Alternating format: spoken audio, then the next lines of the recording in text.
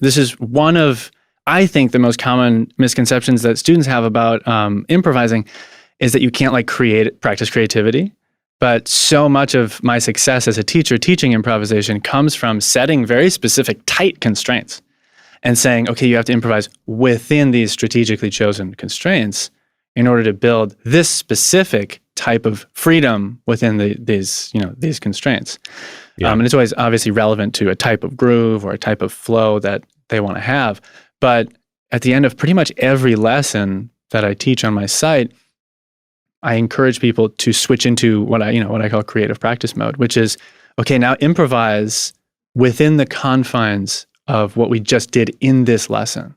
So if we were, I just filmed a lesson that taught how to basically make melodies with your right hand, this thing I call the swung down up method, going down, down, up, down, up, down, down. You're switching from downbeat to upbeat, and you're doing so in an unfolding manner. And you work up to the big milestone is, be able to switch from down to up at random and not lose one. This is a form of very basic improv. And then we took a step of putting the backbeat in. So now we have a groove, down, up, do got dum, da dum, dum, down, up, ba dum, ba dum. Okay, so then we work on, any right hand is a fair target for a kick drum. So we've basically created a game. And now, as a creative exercise, I say, okay, we've just went through a bunch of exercises with specific examples to build the coordination. Now, after you spend, 20 minutes doing that, take 10 minutes and don't leave these rules, right? Just play swung down up grooves with a backbeat. And the only freedom you have is to choose which right hands you put kick drums with.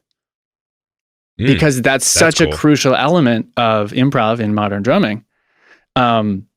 That has to be developed on its own. So you have this little improv mini game that you play, but the rules are designed to give you a skill that you need at the sort of end goal of the course, which is just like improvising in triplet grooves, if you will. Anyways, one example of a creative exercise. The constraints are so key.